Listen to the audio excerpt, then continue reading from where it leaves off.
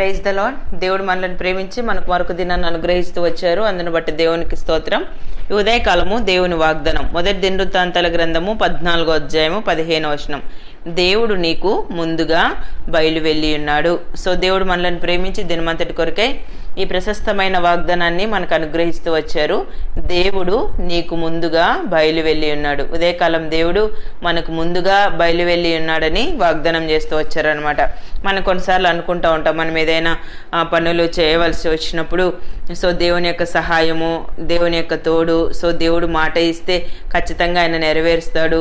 So దేవుని కాపుదల ఉంటే మనకి ఎంతో మంచిదని. కొన్నిసార్లు మనం ఎక్కడైనా బయలుదేరేటప్పుడు వెంటనే ప్రార్థన చేసుకొని వెళ్ళడం ఒక మంచి అలవాటుగా మనం చేసుకుంటాం. సో అయితే మనం ఈ ఉదయకాలం దేవుడు మనకి ఇచ్చిన ఈ వాగ్దాన ప్రకారము ఈ సందర్భం దావీదు గురించి రాయబడుతూ వచ్చింది.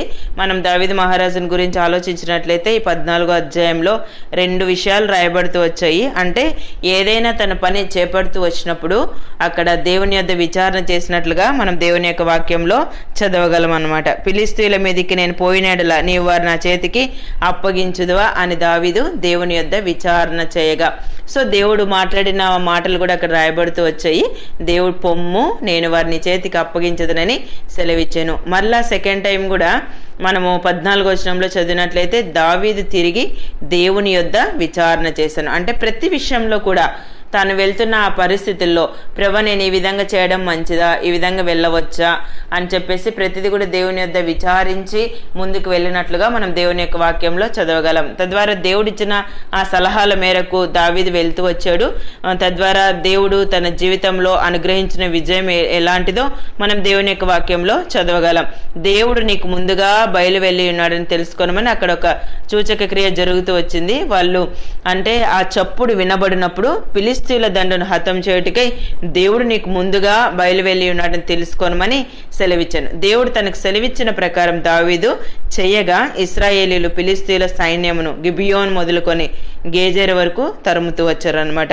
సో తద్వారా దావీదు యొక్క కీర్తి ఇశ్రాయేలీల ప్రదేశంలందంతటా ప్రసిద్ధి అయ్యాను. యెహోవా అతని భయం అన్యజనులందరికీ కలగజేస్తూ వచ్చారు. చూసారు, దేవుని మాట విని మనం ఆ పనులు చేయగలిగినట్లయితే దేవుని యొక్క భయం అంటే సో మనము దేవునికి భయపడ్డ ద్వారా అంటే మనకు కూడా అన్యజనులంతా కూడా భయపడే విధానంగా దేవుడు చేయగలనమాట. ఉదయకాలం దేవుడు మనకి వాగ్దానం ఇచ్చిన రీతిగా దావీదు వలె ప్రభువు మీద మనం ఆధారపడాలి. దేవుని యొద్ద మనం ఏ పని ఆరంభించినా, ఏ పని చేయబోతున్నా, సో ఏ చిన్న పని అయినా పర్వాలేదు ఉదయాన్నే లేచి మనం దేవుని యొద్ద విచారించడం ఒక మంచి అలవాటుగా మనం చేసుకోవాలి. దేవుని యొద్ద ఎప్పుడైతే విచారిస్తామో దేవుడు మన పనులన్నీ సక్సెస్ చేస్తాడు. అంతేకాకుండా నెమ్మదిని మనకి సమాధానాన్ని దేవుడు అనుగ్రహించి అన్ని విషయాల్లో ముందుకు ఆయన నడిపించేవారుగా ఉంటారు. యెషయా గ్రంథం 45వ అధ్యాయం 2వ వచనం చదివినట్లయితే నేను నీకు ముందుగా పోవచ్చు, మెట్టగానున్న స్థలంలను సరాలము చేసేదను.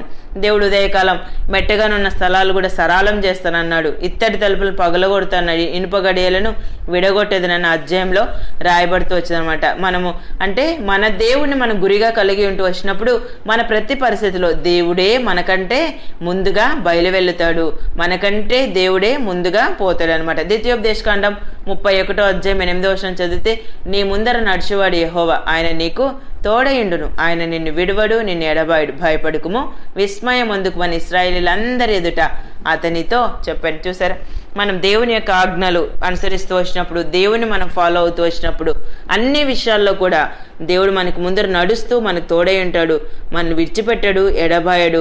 సో మనం భయపడుతున్న పరిస్థితుల్లో భయపడుకుము, విస్మయం అందుకు మన దేవుడు మనతో సెలవిస్తూ ఉన్నాడు. ఉదయకాలం దేవుడు తన పితరులను బలపరిచిన రీతిగా మనల్ని కూడా ఆయన బలపరుస్తూ ఉన్నాడు. ఉదయకాలం నీకున్న పరిస్థితులను బట్టి నువ్వు భయపడుతూ ఉన్నావేమో, ఆలోచిస్తూ ఉన్నావేమో, అయ్యో ఈ పరిస్థితుల్లో నాకు ఎవరైనా తోడు ఉంటే బాగుండును అని ఆలోచిస్తున్నావేమో. అయితే దేవుడే నీకు వాగ్దానం చేస్తున్నాడు, దేవుడు నీకు ముందుగా బయలువెళ్ళి నువ్వు చేపట్టే ప్రతి పనిలో కూడా దేవుడు నీకు ఆల్రెడీ ముందుగా బయలువెళ్ళి ఉన్నాడు. సో నువ్వు ఆలోచించకుండా, సందేహించకుండా దేవుని యొక్క వాక్యం మీద నువ్వు ఆధారపడి ప్రతి విషయంలో సో నాతో ఉన్నాడు నా దేవుడు, నా ప్రక్కనున్నాడు ఆయన, నాకంటే ముందుగా బయలువెళ్ళి ఉన్నాడు. సో దేవుడే నాకు ముందుగా బయలువెళ్ళినప్పుడు నాకేంటి ప్రాబ్లం అని నువ్వు ఆలోచించి నువ్వు సేవిస్తున్న దేవుడు ఎవరో నువ్వు గుర్తెరిగి ఆయనను వెంబడించినట్లయితే దావీదుకు ఫిలిస్తీన్ల మీద విజయం అనుగ్రహించిన రీతిగా ఉదయకాలం తప్పకుండా మన పరిస్థితులన్నింటిలో కూడా విజయాన్ని అనుగ్రహించి మనల్ని ముందుకు నడిపించేవారుగా ఉంటారు. ఉదయకాలం దేవుడు అనుగ్రహించిన ప్రశస్తమైన వాగ్దానం మన జీవితాలకు అన్వయించుకొని ముందుకు కొనసాగినట్లు ప్రభు మనందరికీ సహాయం చేయనుగాక. ప్రార్థన చేసుకుందాం. ప్రియమైన తండ్రి, మీకు వందనాలు. యేసయ్యా, మమ్మల్ని ప్రేమించి మాకు అనుగ్రహించిన ఈ శ్రేష్టమైన వాగ్దానాన్ని బట్టి స్తుతిస్తున్నాను ప్రభా. దేవుడు నీకు ముందుగా బయలు వెళ్ళి ఉన్నాడని సెలవిచ్చారు. ఉదయకాలం నిత్య జీవపు మాటలు వింటున్న మీ ప్రజలందరినీ కూడా జ్ఞాపకం చేసుకునండి. వారు వెళ్తున్న ప్రతి పరిస్థితిని మీరు ఎరుగుదురు ప్రభా. ప్రతి విషయంలో కూడా మీ యొక్క సహాయాన్ని మీరు అనుగ్రహించి వారికి మీరు ముందుగా బయలు వెళ్ళి ప్రతి పరిస్థితిలో మీరు కృప చూపిస్తూ రావాల్సిందిగా ప్రార్థిస్తూ యేసు ప్రభు నామమున ప్రార్థిస్తున్నాను తండ్రి. ఆమెన్.